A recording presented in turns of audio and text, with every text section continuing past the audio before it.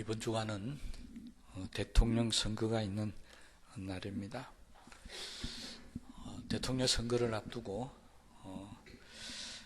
국민들이 서로 나누어져서 네 편 내 편 싸우고 다투고 서로 자기를 지지하는 사람을 지지하지 않으면 마치 원수처럼 대하고 서로 비난하는 안타까운 지경에 있는 모습들을 우리가 다 보고 있습니다.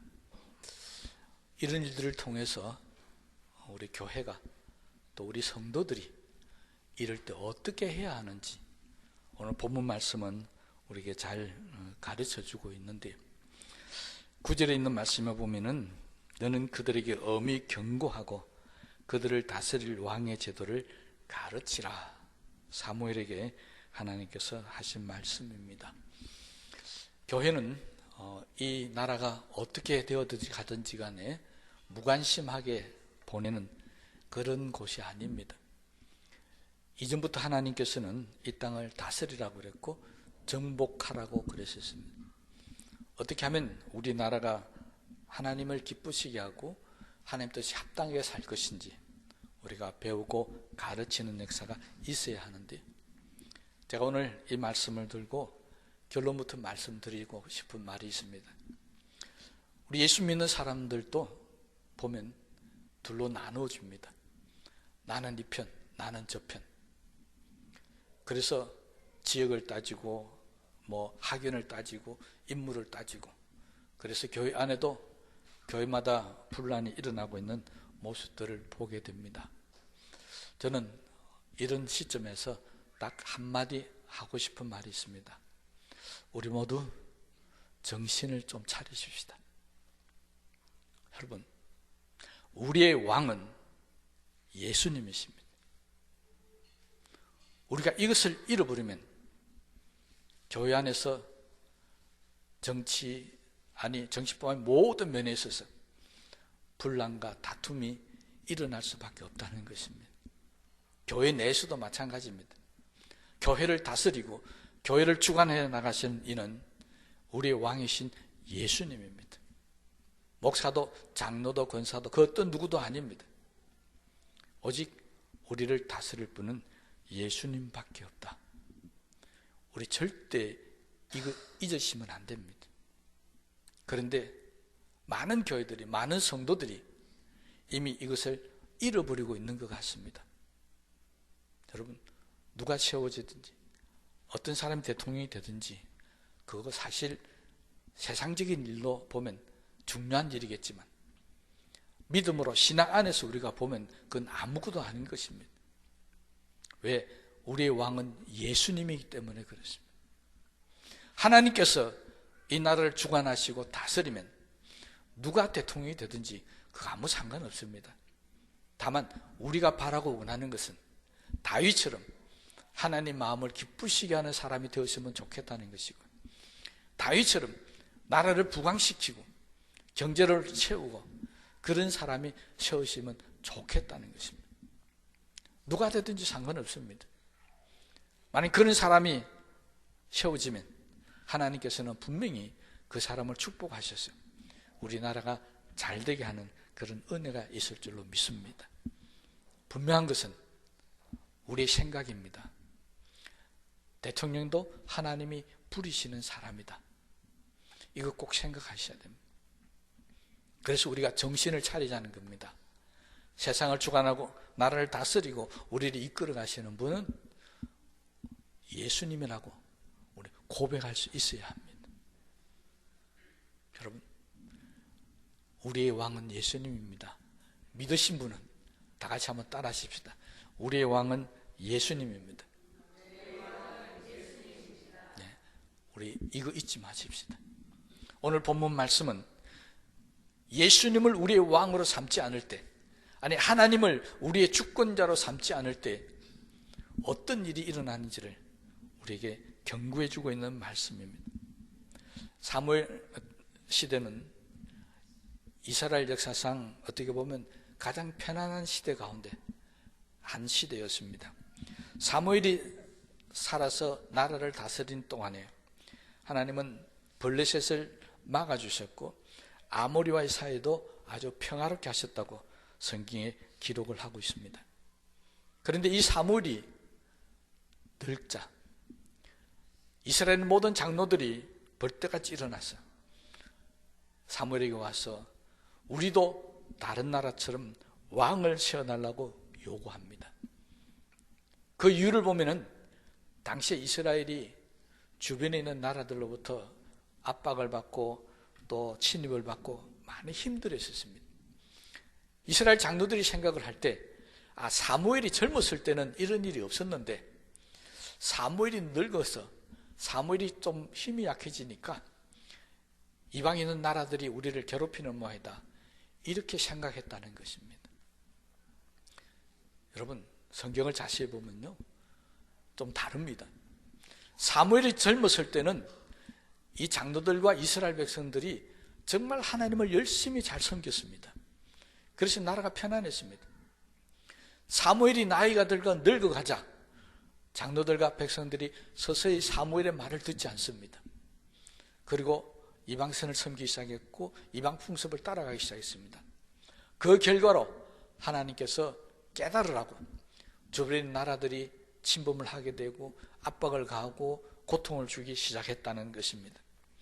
그러니 그들이 고통받고 아픔을 당하는 이 처지가 된 것은 사무엘이 늙어서가 아니었습니다.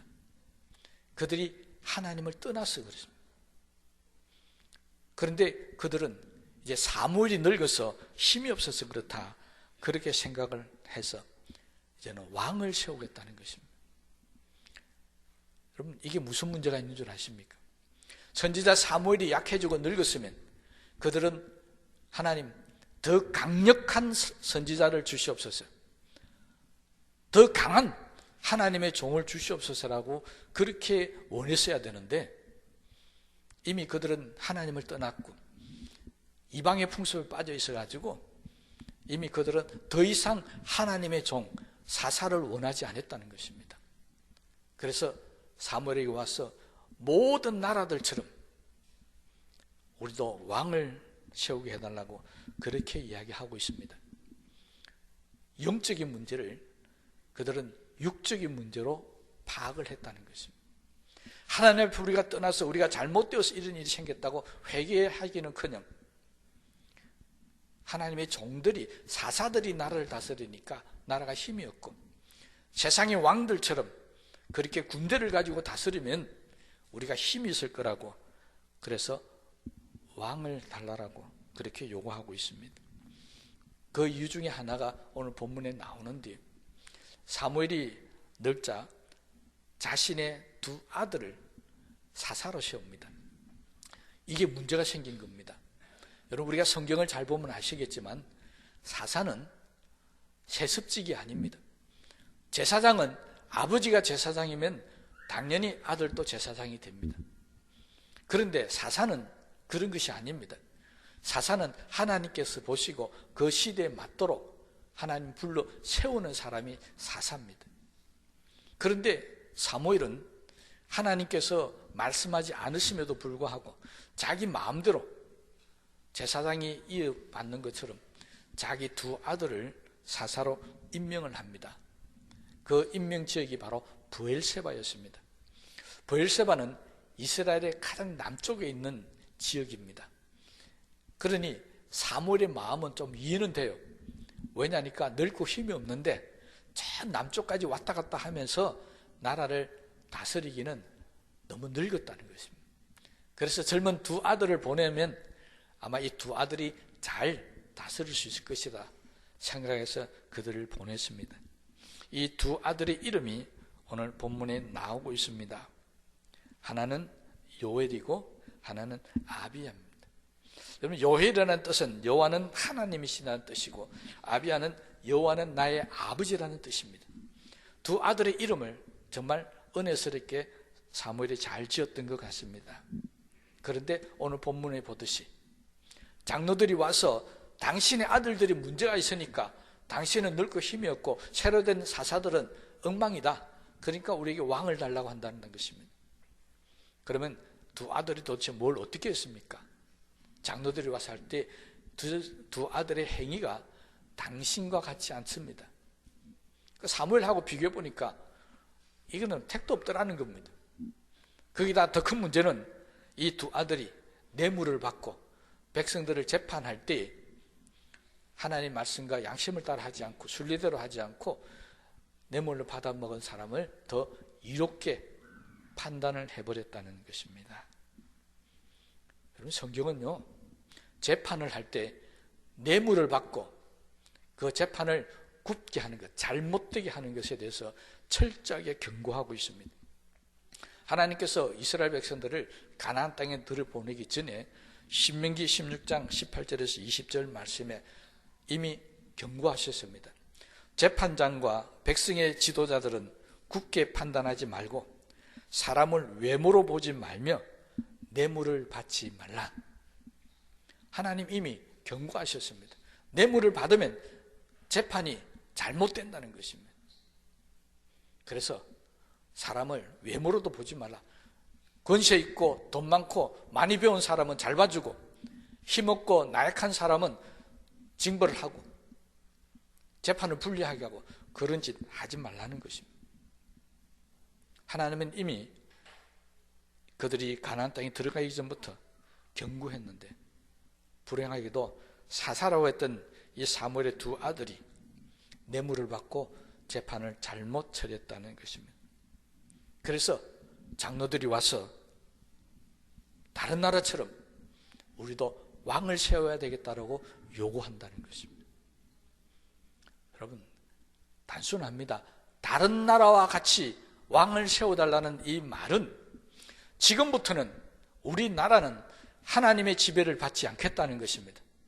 지금부터 우리는 하나님을 우리의 왕으로 여기지 않겠다는 것입니다.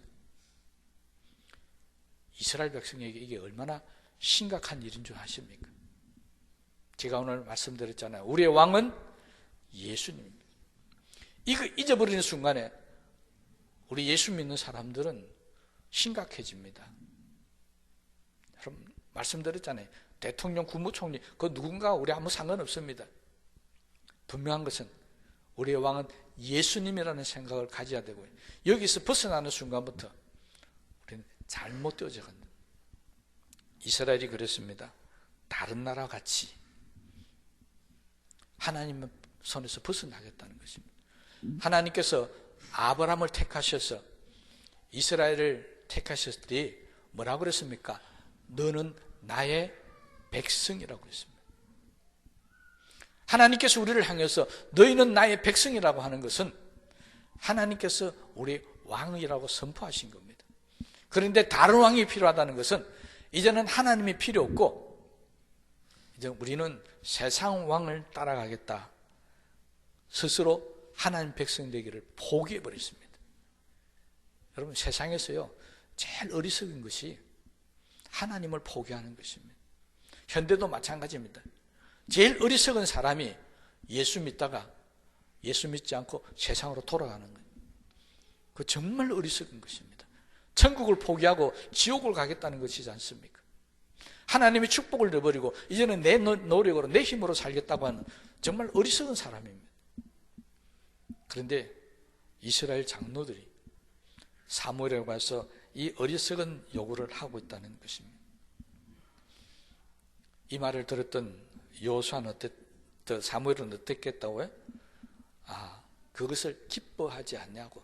사무엘이 이미 알았다는 이야기입니다. 이거 뭔가 잘못되었다. 그래서 사무엘은 하나님 앞에 가서 간절히 기도했다고 6절에 기록하고 있습니다. 그때 하나님께서 사무엘에게 응답하실 때 좋다. 그러면 왕을 세워서 그들을 다스리게 하라라고 허락을 해주십니다. 그러면서 오늘 하신 말씀 있죠. 엄히 경고하라.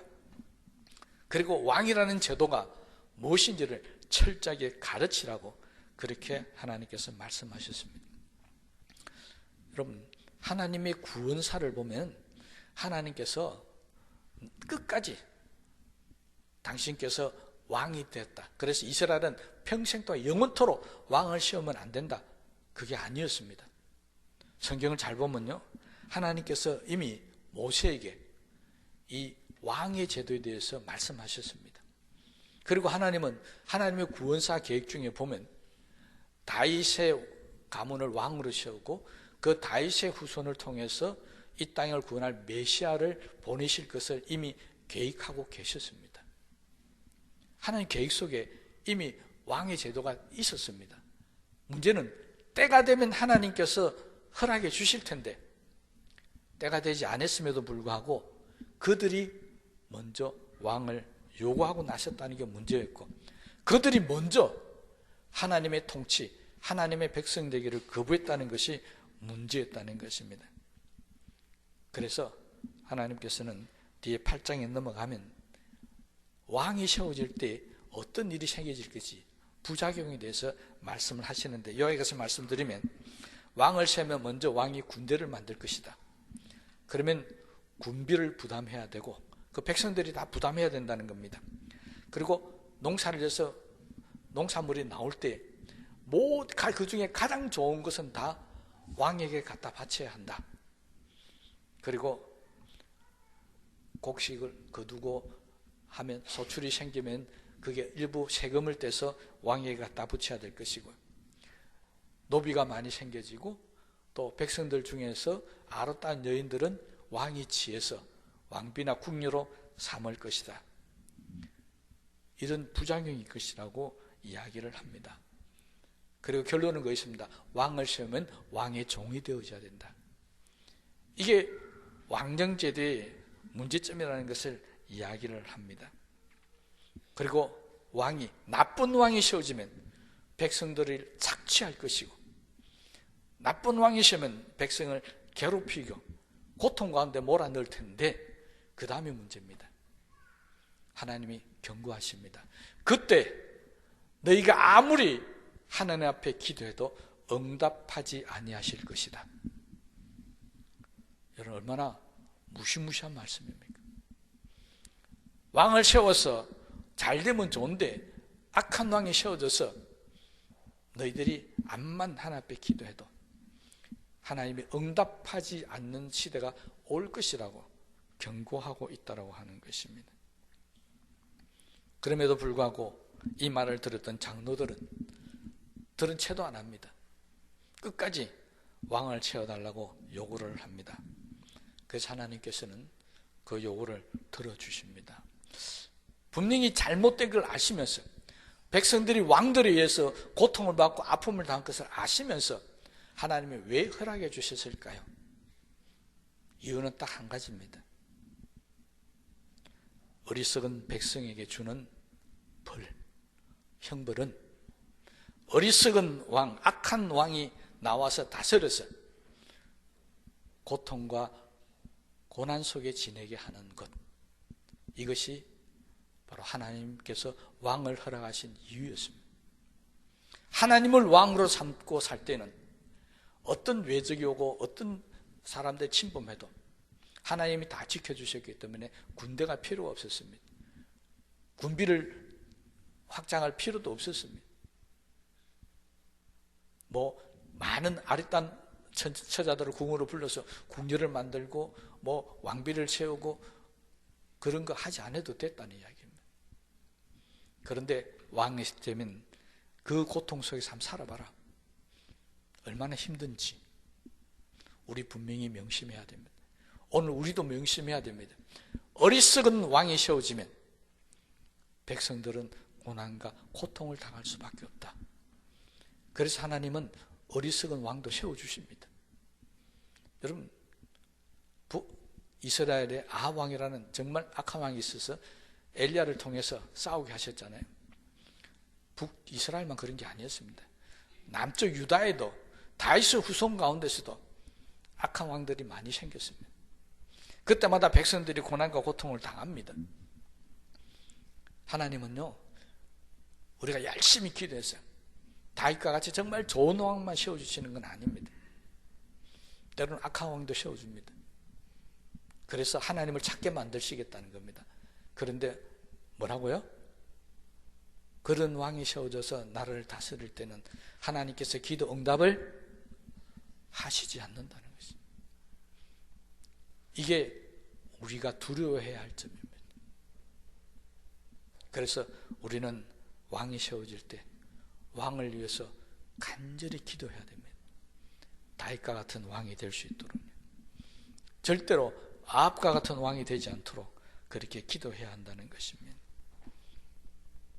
하나님께서는 모세에게 이런 왕의 잘못된 점을 이미 말씀하셨는데요, 신명기 17장 14절에서 20절 말씀을 다 찾아보시기 바랍니다. 신명기 17장 14절에서 20절 말씀, 하나님께서 이스라엘의 왕을 세울 때 어떻게 해야 되는지를 가르쳐 주신 말씀입니다. 모세에게 하신 말씀이니까 왕이 세워지기 거의 400~500년 전에 하신 말씀입니다. 이때 하나님은 너희들이 나중에 왕을 세울 텐데 왕은 이렇게 세워야 된다라고 가르쳐 주신 말씀입니다. 신명기 17장 14절에서 20절 말씀, 길지만 한 절씩 교독을 해보겠습니다. 내가 내 하나님 여호와께서 내게 주시는 땅에 이르러 그 땅을 차지하고 거주할 때 만일 우리도 우리 주위의 모든 민족들과 같이 우리 위에 왕을 세워야겠다는 생각이 나거든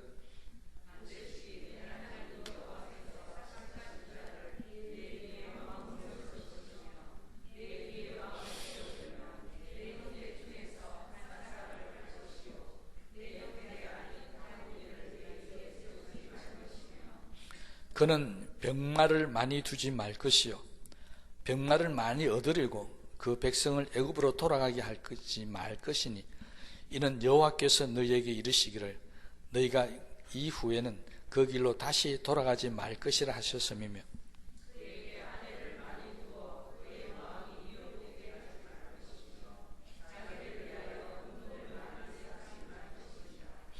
그가 왕위에 오르거든 이 율법서의 등사본을 레위 사람 제사장 앞에 책에 기록하여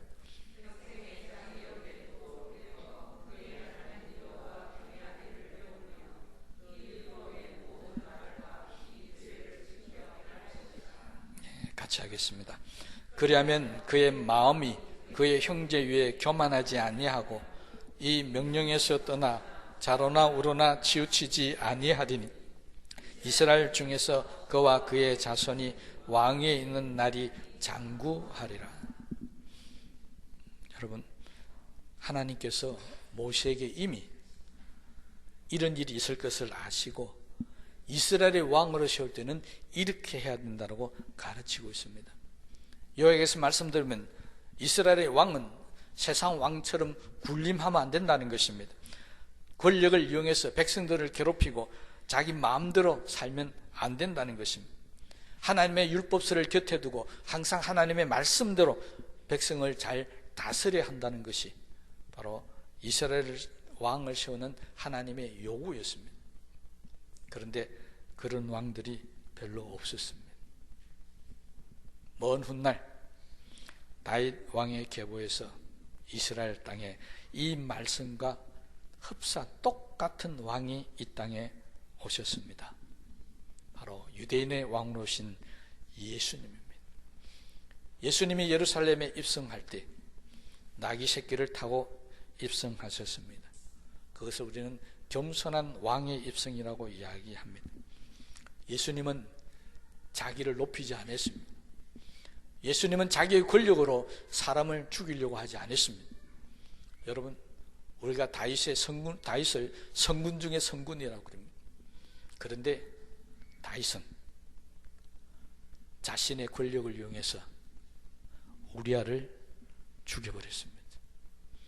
자기 가장 충성스러운 부하였던 우리아를 죽이고 그의 아내 바세바를 택하게 됩니다. 다윗도 그렇게 하나님이 기뻐하는 왕이랬지만 그의 모습에는 권력을 이용해서 자기의 사심을 채우는 그런 순간도 있었다는 것입니다. 예수님은 그렇지 않았습니다. 예수님은 남의 목숨을 빼앗는 그런 모습을 보이신 것이 아니라 자기 목숨을 십자가에 내어 주셨어요. 오히려 우리를 살리시고 우리를 구원하시려고 돌아가신 분이 예수님이십니다.